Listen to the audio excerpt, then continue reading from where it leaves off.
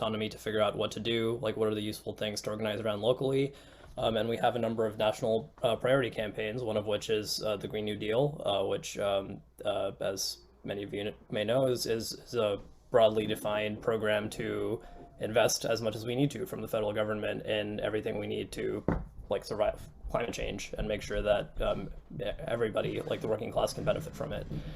So the reason that we decided to prioritize the PRO Act in this is just because through learning about the history of the left and labor in the United States and like when the biggest gains were made for the working class, it just became clear that it was when organized labor was much stronger.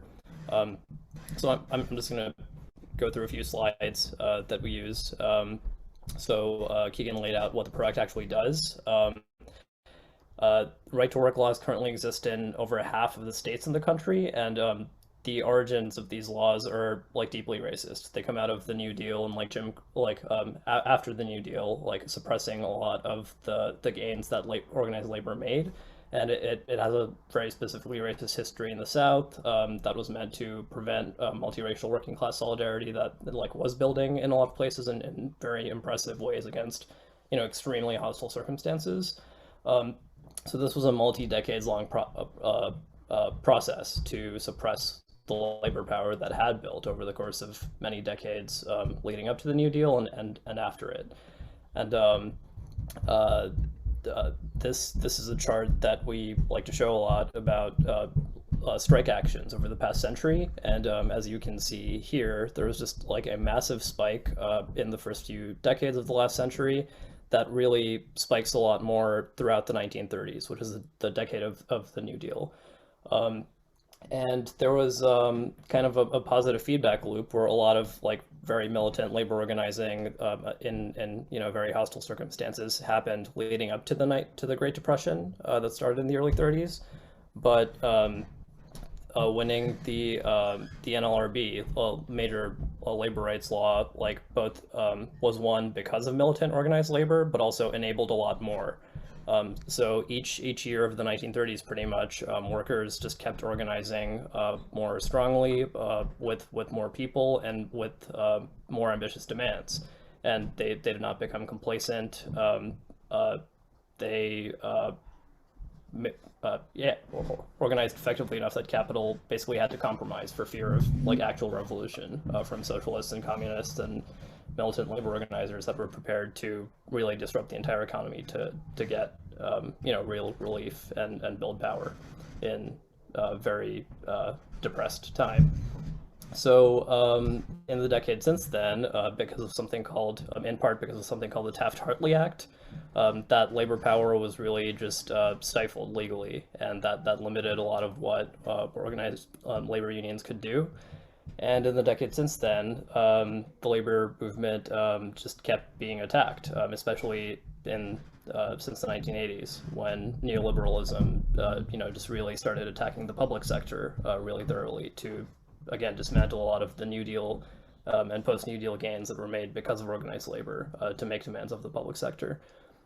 So it's pretty clear to us that if we want to win anything big in the Green New Deal or things like Medicare for all, like things that would really shift power from capitalists to working class people, we need to address what has really been a backbone of being able to win major demands in the past. And that relates to how we've been messaging this campaign, which is one of our taglines is "Workers and the World Unite," which is a little bit of a riff on the classic phrase from Karl Marx, because we know that empowering workers and saving the planet has to be the same political project. We have to really refute the idea of any inherent trade-offs between addressing climate change and material improvements and dignity for the working class. We actually believe and know that an empowered class is really our only hope to win big transformative climate policies. Otherwise, they're just going to be very top-down things that ultimately enable the people who caused the climate crisis and in some ways could make conditions worse for working class people that have already been pressured in so many ways. Yeah, this is something that's really relevant right now. The PRO Act fight is probably going to become part of a broader fight about climate infrastructure. The Biden administration has been saying that the PRO Act is going to be part of their jobs plan and climate plan that will be debated in the next few months. And we want to make sure that the PRO Act stays a non-negotiable component of it. Obviously, it's very easy for many people in power, many leading Democrats to just like pay lip service to something, but then, you know, there's always an excuse like, oh, two of our caucus won't support it or something, but we want to make sure it's non-negotiable. And this is just specifically very important for climate infrastructure because one of the big tensions in climate and energy investments from the public sector is that renewable energy sectors are growing really fast. Like wind and solar energy jobs, I think, are actually greater at this point or growing more quickly than coal and gas, which is good, but it's also a challenge because renewable energy sectors are unionized at lower rates than some fossil fuel sectors. So that's a big challenge for workers in those sectors who are like, okay, well, you know, you can say what you want about how important climate is, but if our jobs and benefits are going to be you know, go away, then it doesn't sound like solar and wind is more attractive necessarily. So the undoing right to work laws and addressing the fact of misclassification, like lots of energy workers in renewable sectors are misclassified as contractors when they should be considered employees, and that would give them the right to unionize. That's just a really fundamental thing. So, you know, like it's like we don't think it's so much of an exaggeration to say that winning something as big as the PRO Act for expanding labor rights is really the difference between, you know, getting what we actually need versus like not, which could be totally disastrous. So yeah, I'll leave it at that. This is just a neat little comic that summarizes our theory of change right now. In the 1930s, the NLRA was won through powerful labor organizing and also enabled much more, and that allowed workers to win major gains in the original New Deal, and then subsequently in civil rights and environmental rights in the 60s and 70s, and many other major gains of the last century. And similarly, the PRO Act could spark another positive feedback loop where we have to do a lot to even win it, but then if we do, that'll just unleash a lot more power for a Green New Deal. Awesome. Thank you so much, Ashik. Up next, we have State Representative Matt Pierce. Matt, if you're ready, take it away. Yeah, good evening, everyone. So I just wanted to explain a little briefly about the kind of power dynamics related in the legislature to unions. So, and we all know that Republican Party, Republican members philosophically side with labor management or with management and the owners of businesses because they really think that the employees should just come to work and do what they're told. They don't like the idea of a democratic system within the workplace. And so one example that we've seen of that is when it comes to state employees, the legislature needs to authorize state employees to be able to collectively bargain. When the Democrats had control of the House of Representatives in the 1990s, numerous times they would pass legislation authorizing collective bargaining for state employees, but the Republican-controlled Senate would never take up the bill. And so then Governor Evan Bayh, followed by Frank O'Bannon and Joe Kernan, they recognized state employees' unions through an executive order. Now, when Mitch Daniels was elected governor, the thing he did on day one of the very first things he did was repeal that executive order. So he basically said, I don't have any interest in talking to union representatives about wages and benefits and workplace conditions when it comes to state employees. So that just illustrates the fact that, you know, philosophically, they just don't think you should have to tolerate workers actually wanting to discuss what they're going to make, what their benefits are going to be, and what their working conditions are going to be like. But really, what's more important to Republicans when it comes to labor unions is they recognize that a strong labor movement, lots of people as members of unions will result in political power, and that political power will not benefit them. And so they, once the Republicans gained these supermajorities, so you remember in 2010, we had that kind of Tea Party rebellion. Republicans got huge majorities, not yet supermajorities, but pretty big majorities. And they then gerrymandered the districts in 2011, were able to draw the districts to give them advantage and got these super majorities, and Indiana being one of those places. And the first thing that they did is they immediately went at the labor unions, who they saw as the greatest threat to their political power. And so the main unions they went after right away was the teachers unions, Indiana State Teachers Association, AFT. They did everything they could to undermine them. And so what they've done over the years is, first of all, they treated the unions like they were somehow hoodwinking, tricking employees into joining the union and paying their dues. And so they set up lots of bureaucratic hurdles to collecting dues. In fact, they just passed another bill this session that will create all kinds of bureaucratic hurdles just to allow an employee of the teachers union to have their dues deducted through payroll deduction. So they want to make it difficult for unions to have the resources they need to stand up for workers. And so they did that with the teachers union by attacking fair share fees, right? So, no one is forced to join a union, even if a union is certified for that. But the interesting thing is the law says that unions must represent all the workers, even if those workers do not join the union and do not pay dues. And so the simple idea of fair share fees was, well, okay, fine, it's a free country. If you don't want to be a member of the union and you're not going to pay dues, you do need to contribute something toward bargaining, which benefits you with higher wages, and people who might need to represent you during a grievance if somehow you have something happening in the workplace that you need to appeal. And so the legislature has done all it can, including passing the so-called right to work legislation, which has been passed in so many states. And this really is to enable freeloaders.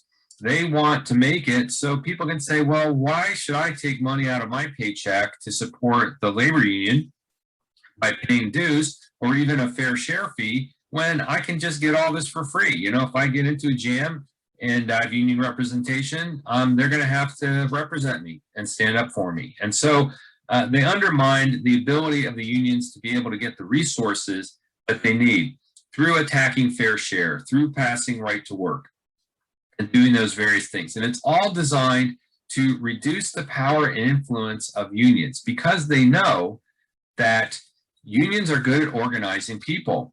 And so when elections come around, they get their members involved in grassroots organizing, getting out there, knocking on doors, communicating with their friends and families about which candidates are going to really look out for them in the legislature. And so they know there's people power there if there are strong unions. And they also know that unions have political action committees, and they're able to have their members contribute to those PACs, which then allows them to help candidates who are going to help them. And the ISTA in particular was very powerful for 2 decades. They had a great deal of influence because they had two things. They had people power they could put in the field when it came time to campaign, and they were able to raise money for their political action committees that they could use to support candidates that supported them. And so that was the immediate attack when the Republicans got power. And they made it difficult. They kind of encouraged people not to participate with the unions, and then they made it difficult to collect the money from the people who are willing to pay their dues and be involved in the union. The other thing that they've done is they've tried to weaken the union's ability to represent those workers and get gains for workers, so they can say to those workers, well, why bother joining a union? They can't really do that much for you, and they just take a bunch of money out of your paycheck. So why would you want to do that? And so what they've done, for example, with the teachers is they came back and they said, okay, you were authorized a long time ago. I think, maybe back in the 1960s or earlier, the teachers were one of the few public employees that were authorized to collectively bargain. And so what the legislature did is they took those bargaining rights and they narrowed them down and said, okay, teachers unions can only bargain about wages and benefits. So all the other issues about workplace conditions, how many classes will I have to teach? What kind of breaks will I get? How will I be able to be involved in decisions made about curriculum and the running of the schools? All of those things where teachers played a very vital role and were treated as professionals and equal partners in the process of running schools, the Republicans stripped as much of that away. And they wanted to get it down to just the bare minimum of bargaining rights. And again, this all goes back to wanting them to have union members, the teachers, to conclude, well, these teachers unions can't really help me that much. Maybe they'll do a little bit on wages and benefits, but all the other issues we used to be able to have equal footing to negotiate are now gone. And that was very deliberate attempt to undermine the unions, because that undermines their political power. That makes it easier for them to maintain supermajorities and stay into power.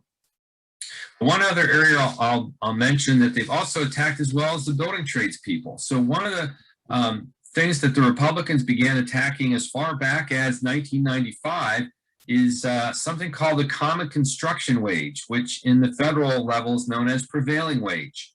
And this was a simple rule that said, okay, for public works projects, building buildings and roads and things that are done by the government, we are going to not just pay minimum wage, not race to the bottom, but we're going to have we're going to pay the wage that prevails in the workplace. And we're going to do that because we know that when you pay good wages and you have union workers on those jobs, you get a better quality product. You get better buildings, they last longer, they're built and much better. And there have been studies done. There was one study out of Kentucky that showed that even though you might pay more in wages on the front end, you actually get a better building that lasts longer. So you get better value. Well, again, if you have a strong building trades union, because their workers are prospering, and one thing that contributes to that prosperity is the government paying the prevailing or common construction wage, well, that then again gives people to join a reason to join that union, and it gives them political power because those unions have the resources then to organize their members and to participate in the political process. And so that's another thing the Republicans accomplished a little bit in 1995, and then they kind of finished the job by really undermining this prevailing wage system, which still exists at the federal level. So that's just kind of a quick glimpse into all the actions that we have seen from the State House. And on one level, yeah, it's just a philosophy of, well, we think that management and the owners of these businesses should just decide what happens and the workers should just be quiet and do what they're told. It's true that's kind of philosophically how they believe. But what's really going on here is it's all about the political power. They know if they can freeze out working people, if they can undermine their ability to negotiate, undermine their ability to get resources to participate in the political process, they know that will weaken the voice of people who might choose to have different people represent them in Indianapolis and in Congress. Great. Thank you so much, Representative Pierce, for adding that context and information to this discussion. Up next, we have Sanjeev Rau from the Secretly Group Union. Sanjeev, if you're ready, I'm really excited to hear about your campaign. Hi, everyone. Thank you so much for having me. First of all, it's really great to be here, especially since I was a former member of Bloomington DSA. I helped form the YDSA chapter back in 2016. So great to be back. I haven't been here in a while. I am a member, if you're not familiar, of the Secretly Group Union. And Secretly Group is the largest independent record label group in probably the world. There are a couple other competitors, but I think we're pretty much the biggest, considering we have, unlike a lot of other ones, an in-house distribution center, including a warehouse, publishing, and a bunch of other services that we do for not only our artists on our labels, but 50 or so other labels around the world.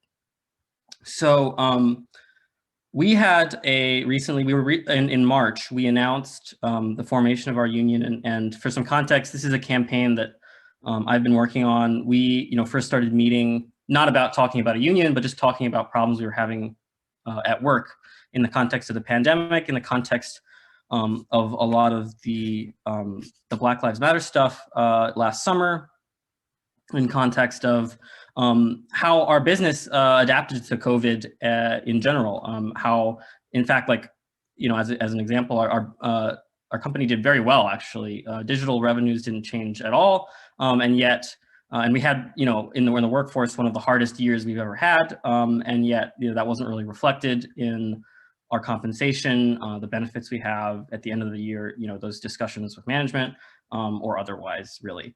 And so over the last couple months, or well, it's been more than a couple at this point. Pretty much over the course of the pandemic, I will share a screen here.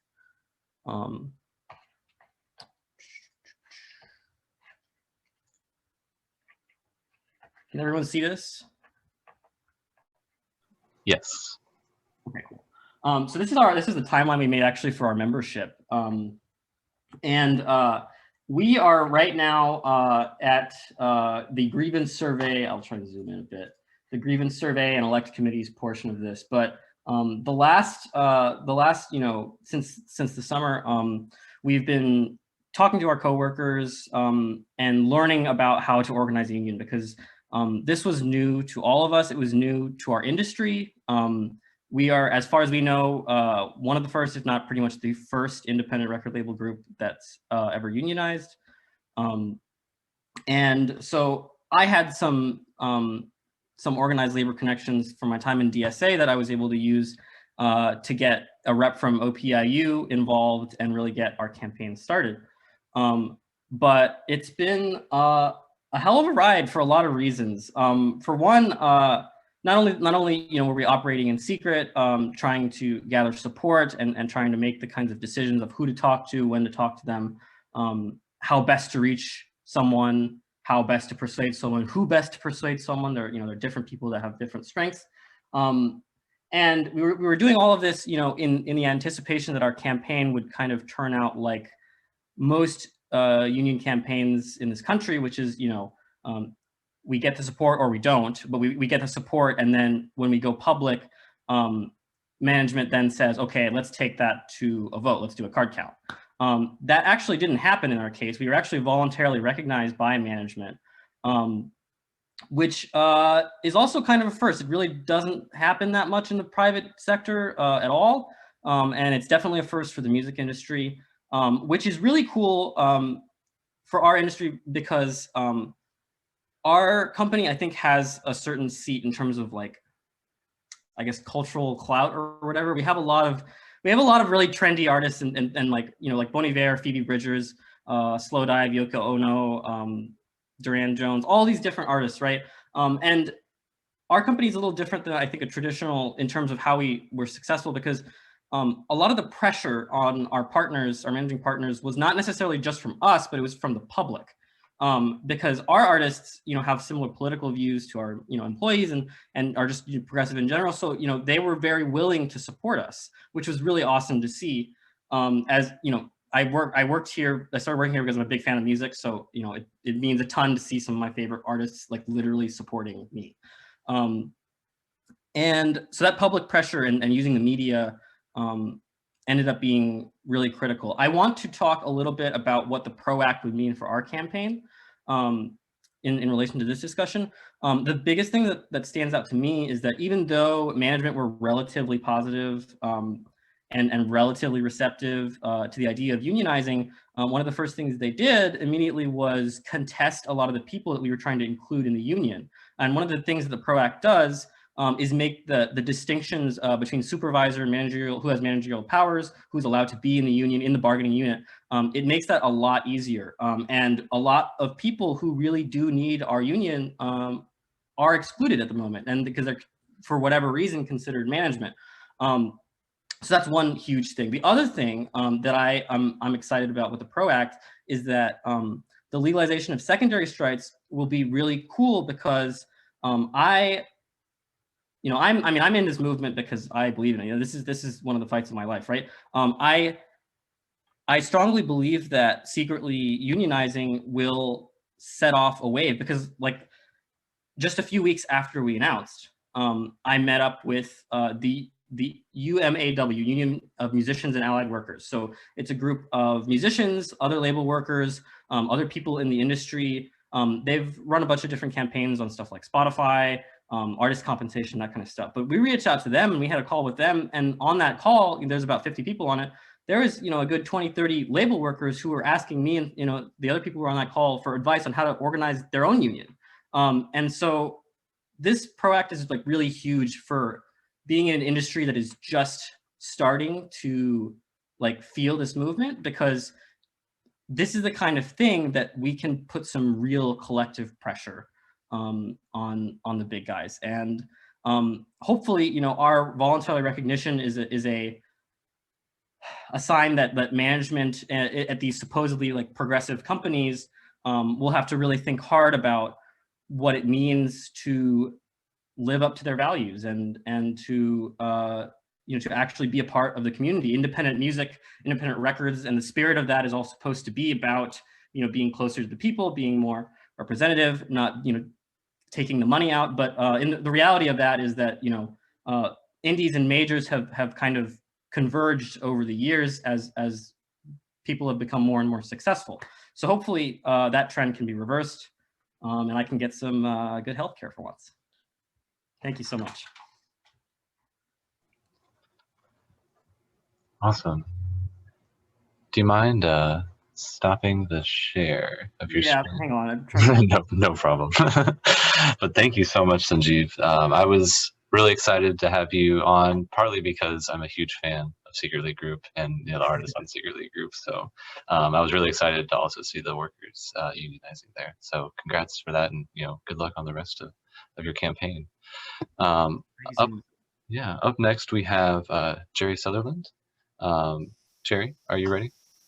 I am ready. So hi, thank you for inviting me, and thank you all for the work you are doing to get the PROACT passed. We really appreciate that. And I'd also like to thank Matt for his comments and for pointing out the fact that a lot of what is passed in the General Assembly and Congress has nothing to do with what people sometimes claim it has to do with, but instead is simply about political power. And right to work is one of those things. It is all about preserving power. And that's one thing that just is overlooked so often. People seem to buy the argument that's put out there when that's just a screen, so for the real purpose. So as we all know, American politics is dominated by two political parties. One of those in particular has elevated capitalism to the level of a religion. They pray to the Holy Prophet and the temple of the almighty dollar. They consider the wealthy to be the ministers or priests for this religion, and as such, the wealthy are entitled to special treatment. As lawmakers, the members of this party see it as their duty to ensure that their religion reigns supreme. Thus, they are the enforcers of capitalism. Of course, this means the lawmakers are entitled to extraordinary powers. So much power, in fact, that some of them seem to think of themselves as superheroes. Picture Ted Cruz in a cape, Super Ted. Since lawmakers are also usually part of the wealthy, they have not only extraordinary power, but are also entitled to special treatment. Thus, they pass laws to benefit themselves.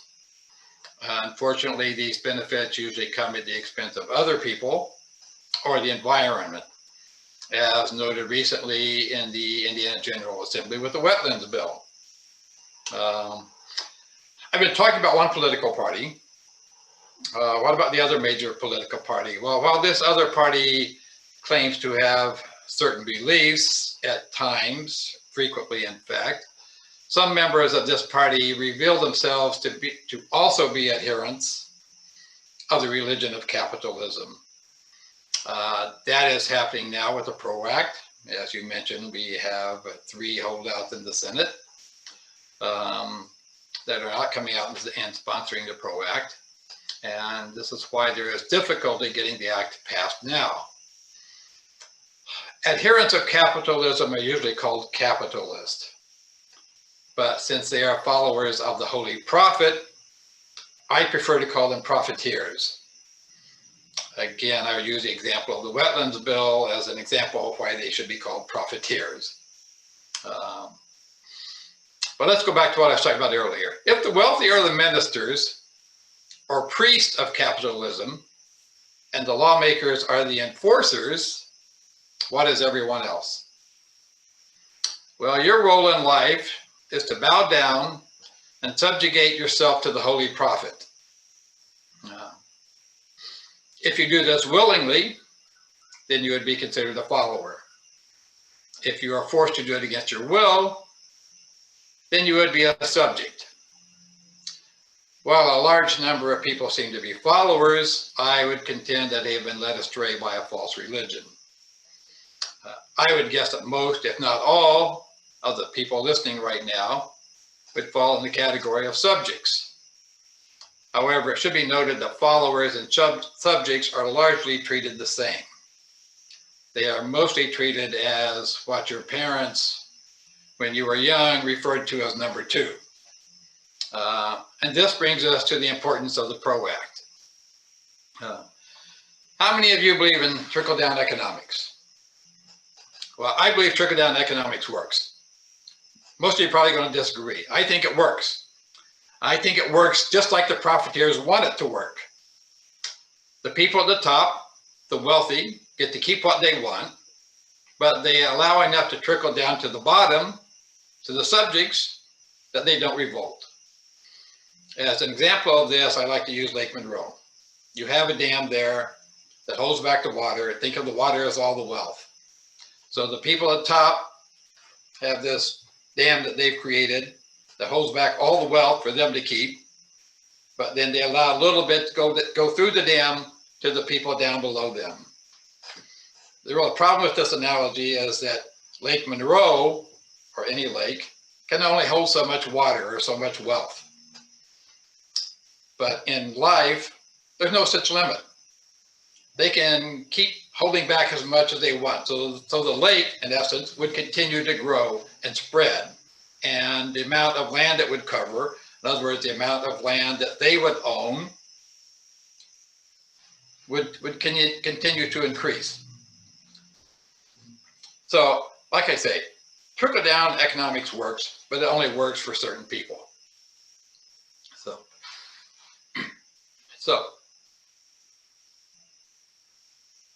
So this is where the PRO Act comes in.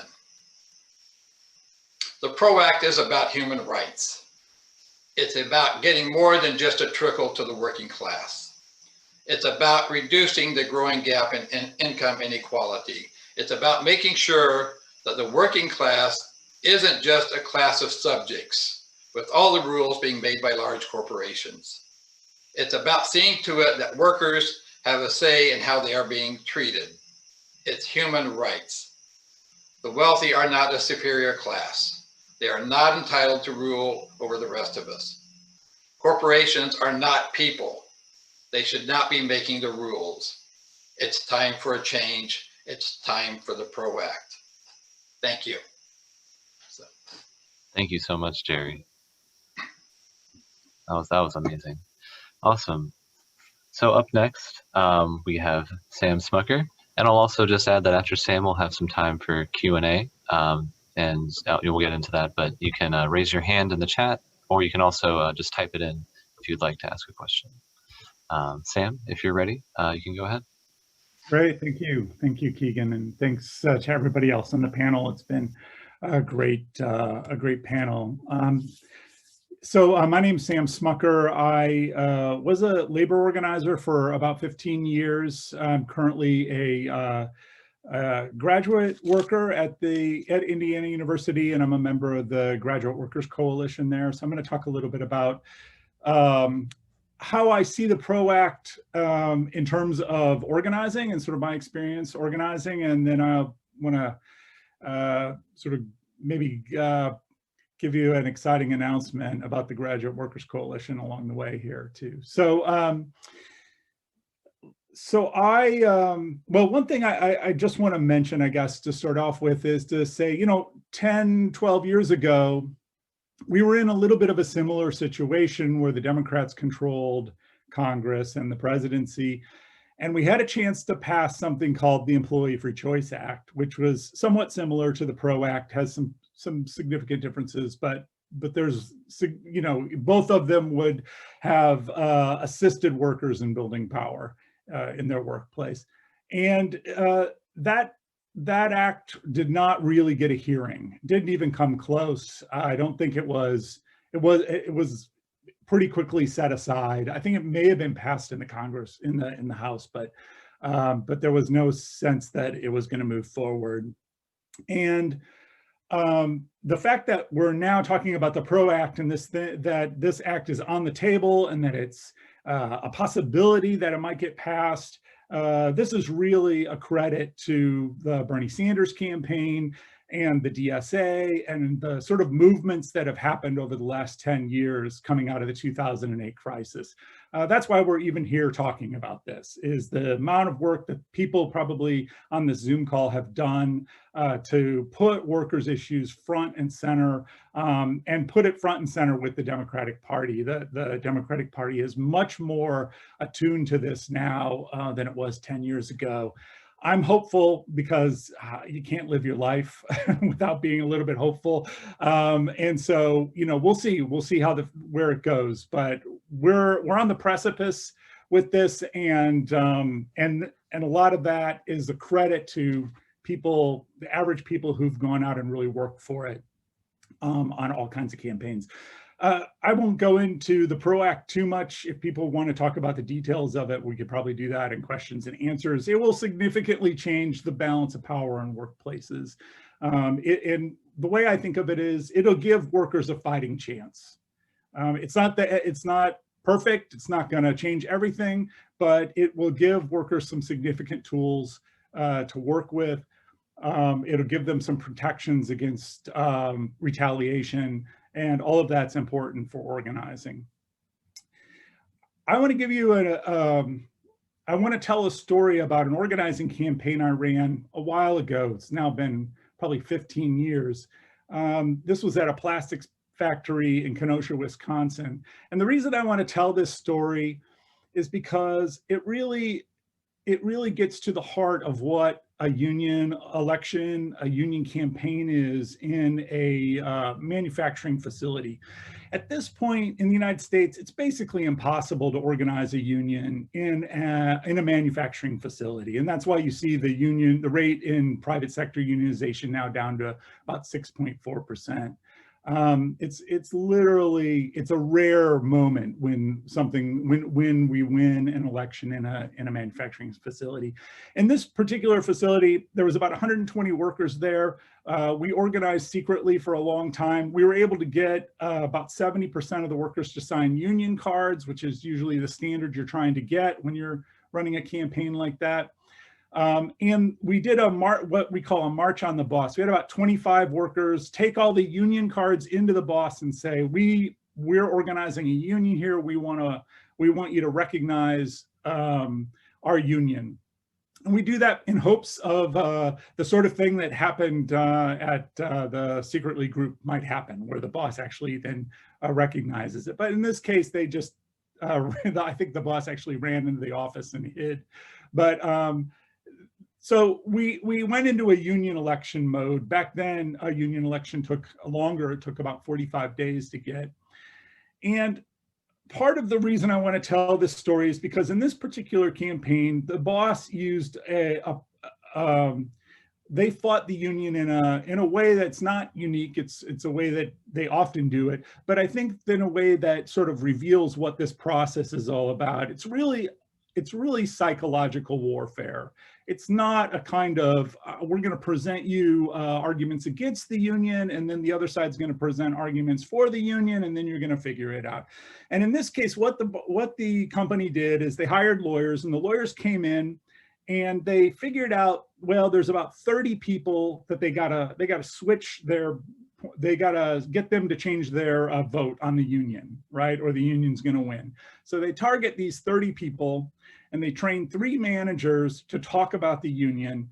And then with these 30 people for weeks, they just had the managers rotate through where they were working, and they would just talk to them about the union all the time, just for hours at a time. Try to engage them about the union, ask them about the union. What would things be like when the union came in? Why were they supporting it? just on and on and on. And the whole point of this exercise was not to get the workers' opinions, it was just to wear the workers out. And we got about 3 weeks away from the election date, and the company started a new line. These managers started saying something new. They started saying, if the union wins, they're going to make me come and talk to you all day long, all the time about the union. But if the union loses, if you vote the union out, we won't have to do this anymore. All right. So that's the threat, right? We're going to torture you at your workplace forever, or you can just make this whole problem go away. And I tell that story because because I think there's this general perception of, oh, there's an election and the workers voted against it. How could that happen, right? Like what's wrong with these workers that they don't get that the union's in their favor? And I just want to say it has nothing to do with that. This is about pure power in the workplace and the boss using whatever they can to force workers to make their lives terrible, to get them to vote against the union. And that's why we've got to have the kind of resources that the PRO Act would give to workers, that would back them up, that would give them some modicum of resources to deal with these situations. So that's that story. The other thing I just want to say is that, well, 2 quick things here. I want to make a point that whether the PRO Act passes or not, we need to build unions in this country. And that is a long-term project. And it's going to take, again, people in this room. And I think if you're a democratic socialist, that it should just be in your blood to figure out how to organize unions in your workplace or in your friends' workplaces. In the 1930s, when all of those unions were getting organized, it's because in the 1920s, little groups of left-wing people, socialists, would get together and they would map out the industries of their little town and figure out who are the big employers in our town, and how can we start meeting people there, and how can we start talking to them about the possibility of organizing, and maybe we don't talk about a union yet, but we help them with problems they're having at work and try to figure out how to solve stuff. And so that's the kind of thing I think socialists and democratic socialists need to think about in terms of moving forward. We're going to need that no matter what. We're going to need organizers no matter what. And democratic socialists have a vision of the future. They make great organizers. So I encourage you to figure out how to become a union organizer of some sort. I'm going to share my screen here because I want to tell you about some exciting things that are happening right here in Bloomington. And that has to do with the Graduate Workers Coalition, which has been around for a couple of years. And many of you may be familiar with it. The organization was formed a couple of years ago to advocate for graduate workers, primarily focused on fees. We did a huge petition around getting rid of the fees. We had about more than 2,000 graduate workers sign it. We built this big movement that got a little bit cut short by COVID, of course, but we've adjusted since then. I want to tell you a story about a group of workers from the School of Education, and these are them, and these are some of them anyway, who organized last summer to meet with the administrators in the School of Education. They went in and they wanted to talk with them about the fees. The College of Liberal Arts and Sciences had gotten rid of some of the fees, and the School of Education had not. So they went in and had a meeting. We organized this group, and they went in, they sat down with the administrators, and the administrators just said, you know what, our fees are competitive with other Big Ten schools. We're never going to get rid of them, that we can't survive without them. And we're not gonna, there's no point in having this conversation. You're uneducated about what you're doing. And let me tell you, the grad workers came out of that meeting just feeling miserable and terrible.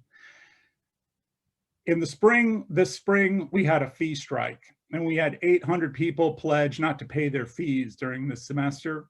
And halfway through the semester, the College of Education got rid of half of their fees. It was a huge victory. It's the equivalent of about a $700, actually it's about a $1,500 raise a semester for graduate workers. you know, it's one of those moments where you realize that you're talking, that power really matters, right? That if you can really take collective action and be united, you can really win things. So just to flash forward here, I'm going to just show you some pictures.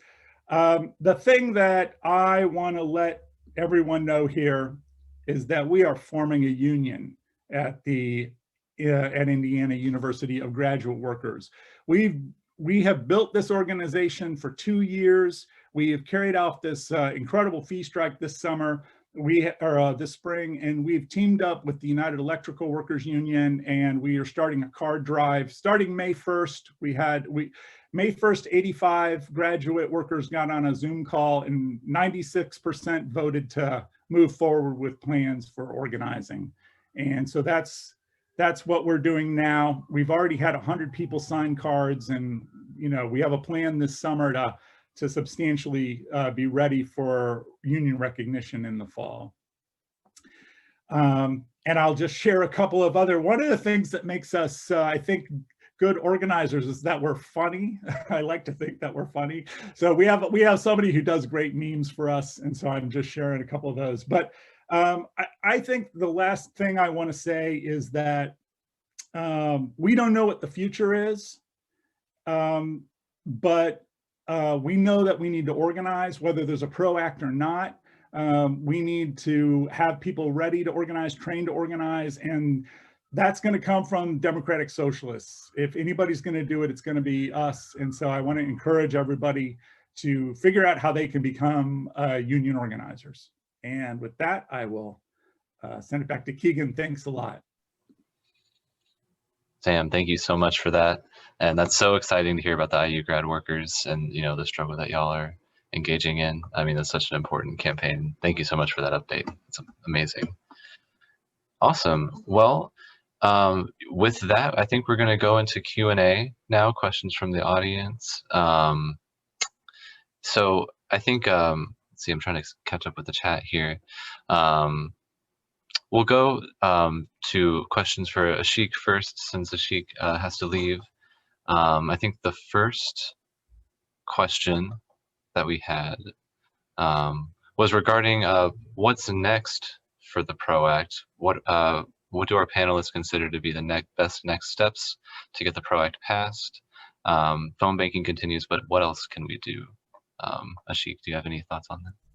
Yeah, very good question. So our initial timeline for the DSA PRO Act campaign was up until May Day, which was now almost 2 weeks ago. So we had a big wave of actions that many chapters did, and phone banks are continuing for the rest of the month. And I would say, I mean, definitely for the rest of the month, join phone banks, especially like for folks like you all who are not in the main target states.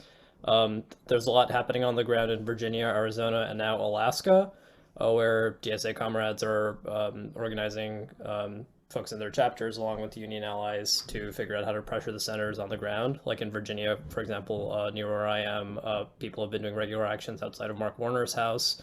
So they're doing a lot on the ground, and I would say like for the next 2 to 3 weeks, still like phone banking is like super important, and just a very good way to support the work that folks in DSA are doing there with allies. So we just recently passed 700,000 calls, and our goal is 1 million by the end of the month.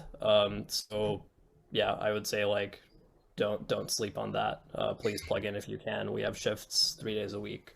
And then after that, I would say like everything Sam said is absolutely on point. Just like building labor solidarity, like this is a long-term project. Like the PRO Act is a really important goal right now, but one of the goals that we've had within DSA beyond just passing the PRO Act itself is just deepening connections with organized labor within DSA.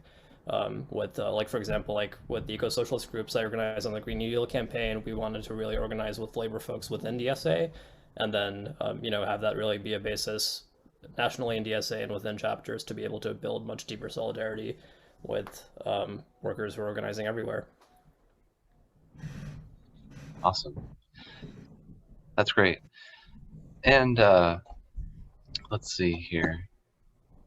I don't know, would any other of the panelists like to to also maybe add to that, if your respective organizations have any sort of next steps that people can support or get plugged into? Maybe Jerry, would you like to go? Well, I think that's the biggest thing. I mean, because right now the holdup is just getting the last 3 Democratic senators to come out in support for it. So without those 3, there's not really any point on voting on it. None of the Republicans are going to support it. So you got 50 Democratic senators, and you need all 50 of them plus Kamala Harris to vote for it to pass. So you know, that's really is what's needed, is getting those last 3 senators to support it. Awesome. Yeah, definitely agree. And I'll just go down the line for this one. Sam, do you have any thoughts on this question? No, sign up for the phone calling. That's my advice. Yeah. Awesome. Oh, Ashik, I see you're in Stack. Oh yeah, I just wanted to add also, the phone banks have now expanded from just targeting Virginia and Arizona senators. So Kirsten Sinema, Mark Kelly in Arizona, and Mark Warner in Virginia, and now includes Lisa Murkowski, who's a Republican in Alaska, because folks in Alaska are really hyped to target her in particular, because Alaska is a state that has a pretty high union density. And in the past, Murkowski has moved in interesting ways, like at odds with the rest of her party. And I think there is a Republican in the House who has signed on to the PRO Act, so it seems kind of a unique state where, you know, who knows, like, she might be in a position to support the PRO Act before, like, Kirsten Sinema, for example, who seems to particularly enjoy not doing what her constituents want. So we'll see. We'll see who's the first to flip next. Awesome. Thanks for adding that. Representative Pierce, do you have any thoughts on, you know, what's next for the PRO Act, or just reforming our anti-union laws in Indiana? Just grassroots activism is really important. And, you know, for members of Congress or members of the legislature, they're really focused in on their own constituents, because in the end, they're the ones who can vote for them or against them. And so, you know, when you're organizing, you have to figure out a way to reach out to friends and family that are constituents of the people whose, you know, minds you're trying to change or you're trying to get on board. And I know that, you know, for those of us who live in Southern Indiana, the 9th Congressional District, you know, this can be a little disconcerting, but we just have to keep kind of plugging away, you know, with our members, even though we know it's a tall order. But that's, I think, just the reality of way Congress and legislature works. Those members are most focused on what their own constituents are telling them. Definitely. And Sanjeev, do you have any thoughts on, you know, what's next for the PRO Act, or, you know, maybe what's next for the secretly group union as well? As far as the PRO Act, I don't have anything to add that people haven't said already. As far as our union, I touched on a little bit, but we're moving into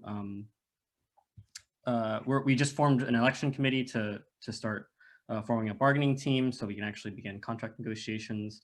And that will be the real battle as far as we're like, because, you know, despite the positive signs we've seen, you know, our management being generally receptive, we know that the real fight is going to be in the contract, is going to be in the bottom line. So that's our next step. Awesome. Thank you. Let's see. I'm trying to keep up with the chat here. If anyone would like to ask a question, you know, you feel free to raise your hand, and we can unmute you, so you can ask it directly, or you can still type it in the chat as well. I did see a message a little bit ago from Sarah, a general question. If the PRO Act had been in place in the time of the striking Amazon workers in Bessemer, how might have that affected or changed the outcome? Ashik, do you have any thoughts on that question? I'll let more experienced labor folks speak to that, but I mean, my sense is that it absolutely would have made a difference. Just like so much of what Amazon did was intimidating workers, doing captive meetings, doing all those, like a lot of just going down the checklist of things that the PRO Act would address that just like wouldn't have been legal. And that was something that definitely contributed to that union and effort failing at this point. Yeah, absolutely. Yeah, and I'll just go down the line on this one as well. Jerry, did you have any thoughts on that? Yeah, well, one thing very specifically that the PRO Act would have not necessarily prevented entirely, but they eliminate captive audience meetings. This is something that Amazon was doing. They were forcing all their employees into meetings where then they would be giving these huge lectures, anti-union lectures, and encouraging them to vote against the unionization. And the PRO Act actually would, not necessarily eliminate the meetings, but eliminate the captive part of it, where people could not be forced to go into those meetings. They could refuse. Whereas currently, if they refused, then they could be fired for not following their instructions and such. So it could have helped specifically in that way. And then obviously, businesses have other ways of intimidating people. But I think that could have been of a benefit. So. Definitely. Sam? Yeah, I mean, I think this is a little bit what's tricky about understanding the PRO Act is that a lot of the effects of it are going to be somewhat cumulative, because a lot of the effects are punishments on the other side for companies that abuse workers, fire workers. The concern probably is that the PRO Act does leave the company with the ability to communicate pretty strongly to the workers. So the example I gave in my story actually probably wouldn't be eliminated by the PRO Act.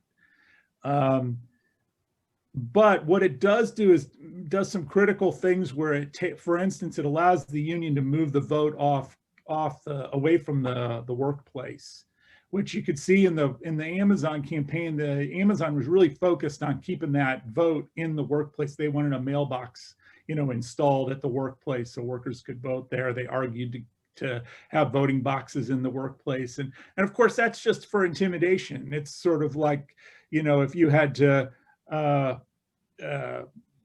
if in the general elections you had to go and walk into the Republican headquarters and cast your vote or something like that, right? Even worse. And the Republicans could fire you if they didn't want you to, that's sort of the level of intimidation. So that would be a difference, but I think that it's really the back end where if the really big stuff is that if the labor board were to find that the company did violate the law, fired workers for organizing, that they could actually recognize the union on a card check. So that's a fairly big deal. Now, that doesn't seem like, I'm not sure how often that would happen. Like a lot of this, we're going to have to see how it plays out once it's passed. But it's really the company's fear that might happen that might drive them to change their behavior. So a lot of what's built into the PRO Act are sort of punishments on the back end for the company, the ability for workers to sue in civil court, that kind of thing. And that hopefully will drive a change in employer behavior to some extent. I'm open to other folks if other folks have other interpretations of it, but as I read it, that's the kind of stuff I read. Sure. It would have forced the vote to happen quicker too, because the vote has to happen in 20 days with the PRO Act. But awesome. Representative Pierce, would you like to add anything to this? I think that when it comes to these organizing campaigns, one of the biggest problems is, and it's probably occurring in these captive meetings, is you have the management basically saying, well, if the union gets in and the wages are forced up too high, we're going to have to lay off people, or what, we're just going to have to close the whole plant down if they vote for the union and you're all going to lose your jobs. Now, I think those are technically unfair labor practices, but I hear a lot that type of thing gets messaged to the workers that basically some bad thing's going to happen if you vote a union in. Either a lot of people are going to get laid off, or the whole factory is just going to pack up and go offshore some other place. And so that's an issue that I think this act could help with. Mm-hmm. Definitely. Sanjeev, would you have anything you'd like to add? The only thing I mostly, I think, agree with Sam's interpretation of this. The only thing I have to add is that I remember talking to our union rep, Nazi, about the Bessemer campaign, and also to Kim Kelly, who did an interview with us and then also was covering Bessemer. And as much as I support the PRO Act and believe in it, and I really want it to pass, it's not going to be legislation alone that gets us, here and gets us this power. Amazon ran a vicious campaign, and they broke plenty of laws in doing so, and they're going to get away with it. So as much as I'm excited for the nimbleness that the PRO Act will give to organizers on the ground and the protections that workers will get, in navigating some of these issues, during and after the fact, I'm a little hesitant that, companies with the power of something like Amazon are going to be significantly impacted by this in how they behave. Definitely. Thank you for that. Next, I wanted to go to Jerry for a comment about how freelance workers will be affected by the PRO Act, and then we'll go to the folks with your hands raised. Thanks. So, yeah, I just want to, well, first I want to reiterate what Sanjeev said, that the PRO Act is not going to solve all the problems, but it's a start. It's definitely going to help. The other comment I would like to make is that the people opposed to this are making an argument about freelancing, that the PRO Act will end freelancing. This is largely the same argument that they made in California against Proposition 22. And it's simply not true. There's nothing in the PRO Act that's going to end freelance work at all. It's not going to end Uber and Lyft, and even more types of freelance work, such as writers, photojournalists who are doing freelance work and that type of thing. It's not going to end that at all, but that is their biggest argument against the PRO Act, is that anybody who's doing freelance work is going to be put out of business, and that's simply not true. Definitely. Thank you for adding that, because that's something that I've heard a lot too about the PRO Act. There's been a lot of, I think, flack from the other side about how it'll affect freelancing. So yeah, thank you for that. Okay, let's see. In the order that I have on my screen, Colin, I'm going to unmute you. Should be good. Yes, hi everyone. Thanks, Keegan. I'm wondering how should the unique political and cultural conditions of Southern Indiana inform the way we organize for the PRO Act in Southern Indiana? So obviously grassroots organizing is essential. I think most of us or all of us can agree on that. But yeah, how does the region's unique history and, again, current conditions facilitate or inhibit, or how should that inform the way we approach this? Thanks. Yeah, it's a great question. And I think that'd be a great question for all of our panelists, if you'd like to add to that. Ashik, would you have anything for that? No, I defer to folks in the state on that. Fair enough. Let's see. My screen is kind of out of order now. Jerry, would you like to add to that? Well, I think it's a great question, and unfortunately, I don't have the answer. I think whatever unique problems we have in Southern Indiana is not necessarily a strong union foundation outside of isolated pockets such as Evansville and some other places. It's largely rural and largely unorganized. So it is a difficult area to get motivated on something such as this. So like I say, I honestly do not have the answer to the question. No, absolutely. Representative Pierce? I'd just say that for a lot of us in the General Assembly, we're very frustrated on this issue because the Republicans are really masters at coming up with these wedge issues to kind of obliterate and push aside the bread and butter issues. You would think that if you were talking to a lot of voters who are really struggling, whether it's struggling to afford housing, struggling to put their kids through school, all of the day-to-day challenges. And if you if those people were able to sit down and look and say, who is really trying to address these issues? Who's trying to reduce student loan debt? Who's trying to really get at these things that matter for people's everyday life, to just kind of reduce the burden of, poverty, right? And yet what tends to happen is, instead of us getting focused on those issues, we end up off on these cultural issues. So whether it's guns and the Second Amendment, whether it's abortion, a lot of these really, big hot button issues. In 2004, for example, Karl Rove and then President Bush, they figured out that they had a problem if people had a vote on the economics of things. And so they decided to elevate gay marriage as the #1 cultural, issue of the campaign. And at the time, it really worked for them because it energized their base and it got people's, eye off the ball. And so I think that in Indiana, anytime you're out there campaigning, you have to struggle really hard to get the campaigns and the debate focused on those bread and butter issues that really matter, because there's always, the Republicans are just masters of getting us off on some debate about who's using which bathroom, or something becomes, the #1 issue of the day. And we're completely ignoring the things that really impact people's lives. So that's the big challenge that we have.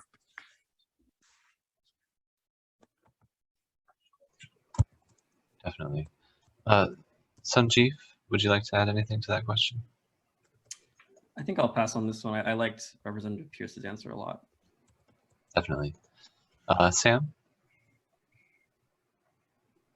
Are you good? Or okay, great. Yeah, keep it moving. Up next, we have Jennifer Gleesman. You should be able to unmute. I just wanted to say, first of all, thanks for having this. I am in the Central Indiana DSA chapter, and I just popped onto this to learn more about this issue. Second of all, just to go along with a couple of the questions that were asked minutes ago now, so I don't remember what they were, who asked them. I'm a public school teacher, and unlike a lot of private industries, a lot of public school teachers are actually already unionized, but as I understand it, it's technically illegal for us to strike. So if the PRO Act is passed, it will basically enable a field of people who are already fairly heavily unionized. I mean, not all of us, and maybe not even the majority, but a lot of us, the ability to legally withhold labor from the state, which is a pretty powerful thing. So, and a lot of us are, as you can imagine, pretty angry this year. So yeah, I just thought I'd mention that. Yeah, absolutely. And yeah, big thank you to our public school teachers out there. Yeah, thank you. Okay, we will go to the next question. Looks like we have Robert. I think you should be good to go ahead. Yeah, I think my question would be is, what is our level of commitment from Biden to push this issue through? Just to give you a little bit of history on before, we had things like the card check law and permanent striker replacement years ago. And what we found is, even when we had Clinton elected, he asked for a special assessment from dues from everybody within the AFL-CIO to get him reelected the second time, with the promise that he was going to push those labor issues. And the same was true with the Employee Free Choice Act with Obama. Once they were in there, they just disappeared on us. There was absolutely, they didn't lift a finger on any of those. And they looked them straight. They looked at labor leaders. That was back earlier when my dad was the head of the AFL-CIO in Indiana. They looked them straight in the eye and said they were going to do everything they can to pass both of those issues, from permanent striker replacement, card check, which is basically the PRO Act. Sounds to me like it's got provisions of card check in there. But I just like to know, I mean, is Biden and Harris organizing to help try to push this? Are they calling these senators That's what I'd like to know, because Democrats have a tendency to take us for granted, labor for granted, because where else are they going to go? And then abandon us once they get into power. Yeah, that's Not to be negative. Sorry. No, absolutely. I mean, that's a great question. It's a valid question too. I mean, and I'll just add that I've heard that Biden says he's supportive of the PRO Act and wants to sign it, but then there's another question of, is he, actively working to get it passed? And I'm wondering what our other panelists feel about that. What do you make of Biden's level of support, and can we trust Biden and the Democrats to get this legislation passed? Jerry, do you have any response to that? Well, I mean, I would like to know how much he's out there pushing for it also. Yes, I appreciate the fact that he has openly come out and said he'd sign it. I mean, I was greatly disappointed in 2009 when they failed to pass the Employee Free Choice Act, when it was in a similar situation. And we never really could determine exactly why it was never brought up for a vote, but it wasn't. And this one, we know why. There's certain senators holding out.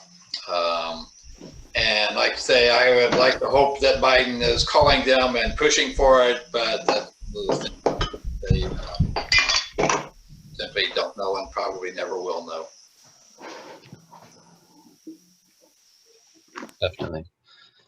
Let's see. My screen is kind of out of order, so sorry about that. But Representative Pierce, do you have any response to that question? I don't really know what's going on behind the scenes out there in Washington, but I suspect that, part of the issue is there's such a long list of things that Democrats are trying to accomplish out there, and they have this just like bare margin of a majority. And so I suspect that particularly for the president, he's probably thinking right now he's got to focus in on his infrastructure bill of this next $2 trillion or whatever he's trying to get moved through there. So all the energy and focus may be on that. And so the question is, when you line up all the different priorities and things that the Democrats hope to accomplish in Washington, where does this bill fall in the pecking order? Because there's only a couple years before the midterms, and who knows what that's going to bring. So you've got this kind of finite window, and then particularly if if you can't get rid of the filibuster, then you've got to do a lot of this stuff through that reconciliation process. So then that kind of narrows down even more where you can actually get some of the stuff accomplished. So I think that's part of the issue you have. It's just so many other competing priorities out there. So it's the question of where this is going to kind of fall on the list for the leaders out in Washington. Yeah, definitely. Thank you. Sanjeev?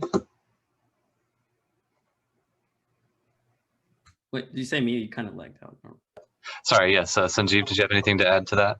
Yeah, not a lot that hasn't been said already. I honestly don't have a lot of good to say about President Biden, unfortunately.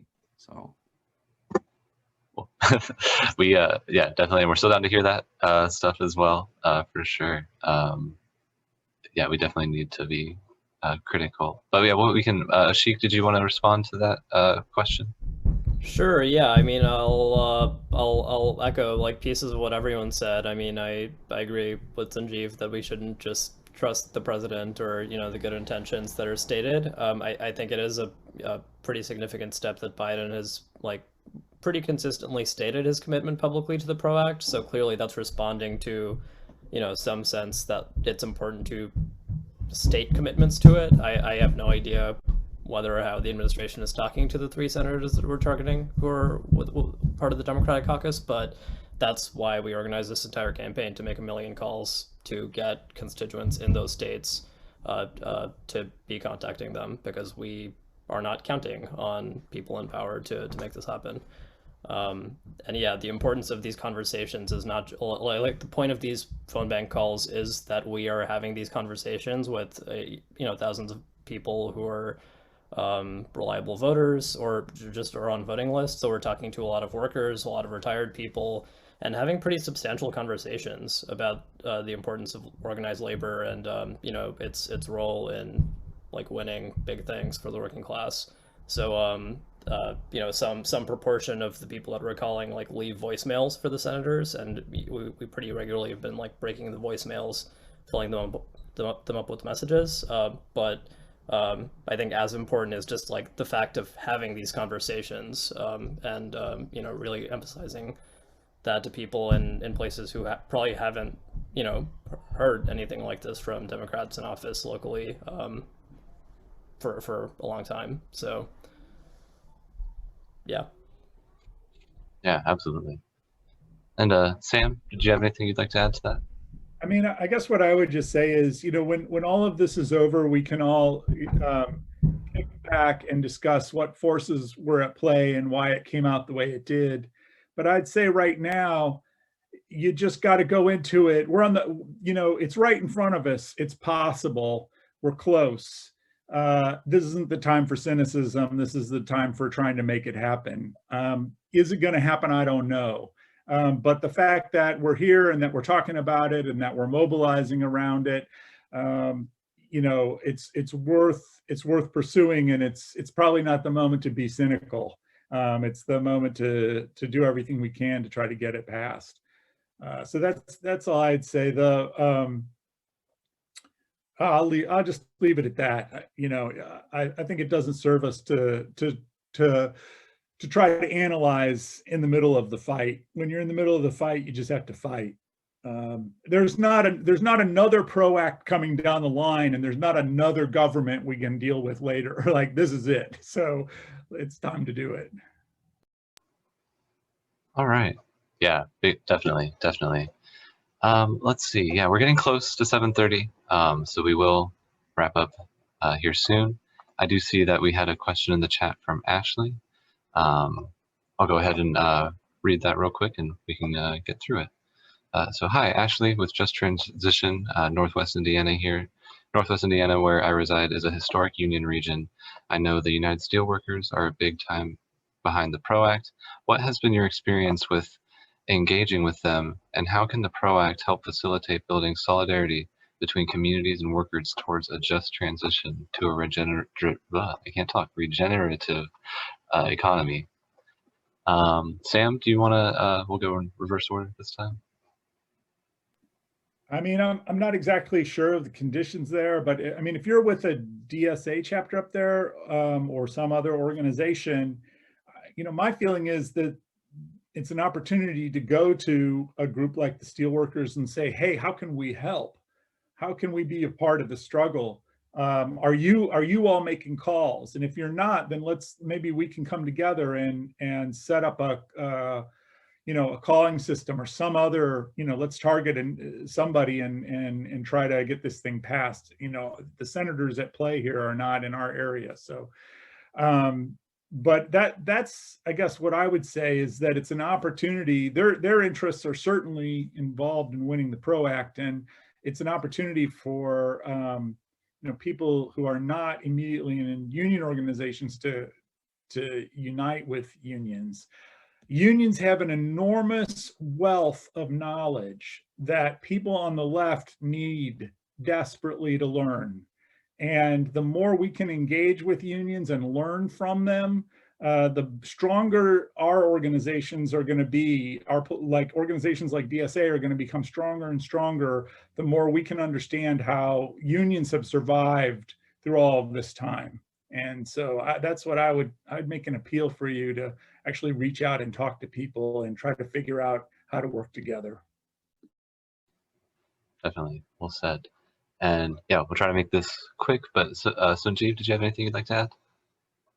Yeah, basically just that, like, getting involved with them, reaching out to them directly is one thing. I think the biggest thing in response to how can the PRO Act help facilitate building solidarities between communities and workers, this is a good example of a piece of legislation that makes it easier for workers to organize and like kind of take something off their back while they're in the campaign. I think that's really important. I think that that part of it is huge for being like union efforts being more involved in the community, because they'll actually have the capacity to do that, and like they're not going to be as bogged down with a lot of the things. That's pretty much all I'll say. Definitely. Representative Pierce. I just think that probably in all the state of Indiana, the greatest kind of concentration of union power is probably up in that region, Lake County kind of area. And of course, they're kind of in that Chicago orbit. So a lot of times they don't even hear much of what's happening in Indianapolis because they're getting all their news kind of Illinois centric.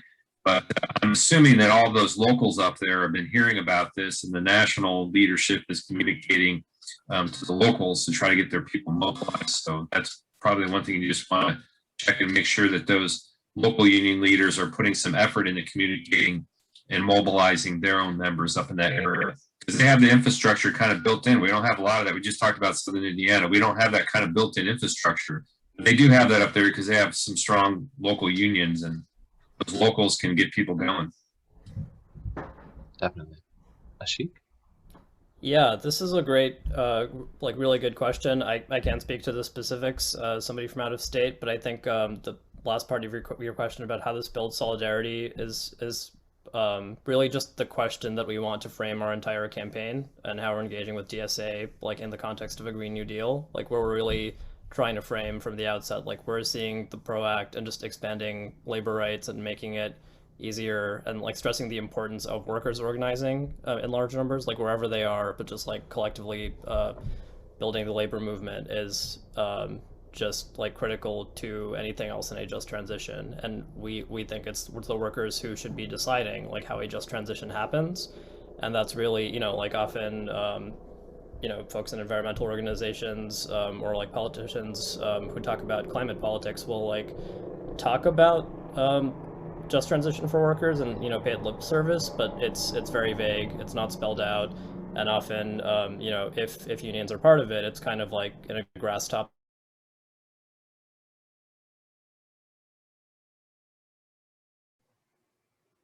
Uh-oh.